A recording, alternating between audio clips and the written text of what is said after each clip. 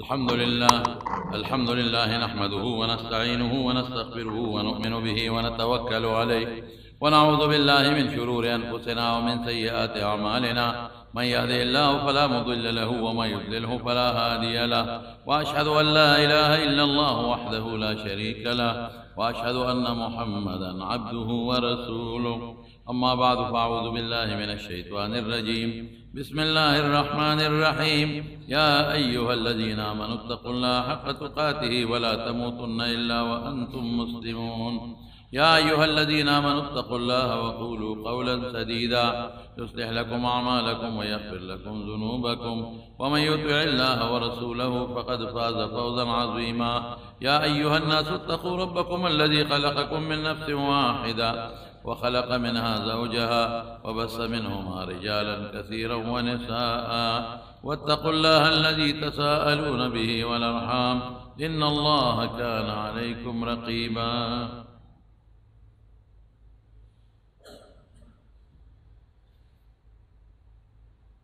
الحمد لله حمدا كثيرا طيبا كما يحبه ويرضاه. اللهم ربنا لك الحمد حمدا كثيرا طيبا مباركا فيه مباركا عليه، ملء السماوات والأرض وملء ما بينهما وملء ما شئت من شيء بعد. الله أكبر كبيرا والحمد لله كثيرا وسبحان الله بكرة وأصيلا. وصلى الله تعالى على سيدنا ومولانا محمد وآله وصحبه وسلم تسليما كثيرا كثيرا. إن أصدق الحديث كتاب الله، وأحسن الهدي هدي محمد صلى الله عليه وسلم، وشر الأمور محدثاتها، وكل محدثة بدعة، وكل بدعة ضلالة، وكل ضلالة في النار. وقال رسول الله صلى الله عليه وسلم: من أحدث في أمرنا هذا ما ليس منه فهو رد. وقال رسول الله صلى الله عليه وسلم: من وقر صاحب بدعة فقد آن على هدم الإسلام. وقال رسول الله صلى الله عليه وسلم: لا يؤمن أحدكم حتى يحب لأخيه ما يحب لنفسه.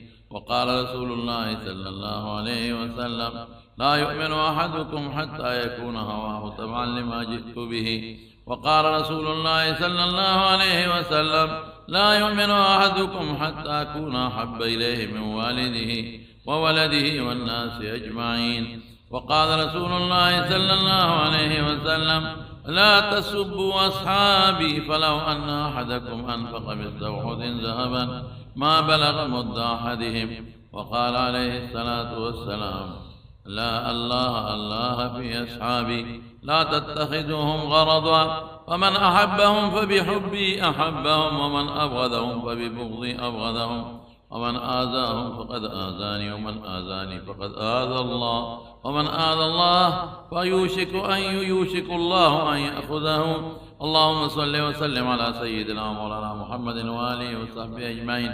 سبحان الله والحمد لله ولا إله إلا الله والله أكبر، ولا حول ولا قوة إلا بالله العلي العظيم. اللهم إيمانا بك وتصديقا بكتابك ووفاء بعهدك واتباعا لسنة نبيك وحبيبك محمد صلى الله عليه وسلم. اللهم إنا نسألك العفو والعافية والمعافاة الدائمة في الدين والدنيا والآخرة، والفوز بالجنة والنجاة من النار. اللهم حبب إلينا الإيمان وزينه في قلوبنا يا الله، وكره إلينا الكفر والفسوق والعصيان واجعلنا من الراشدين. اللهم قنا عذابك يوم تبعث عبادك. اللهم ارزقنا الجنة بغير حساب. ربنا آتنا في الدنيا حسنة وفي الآخرة حسنة وقنا عذاب النار، وأدخلنا الجنة مع الأبرار يا عزيز يا غفار يا أرحم الراحمين.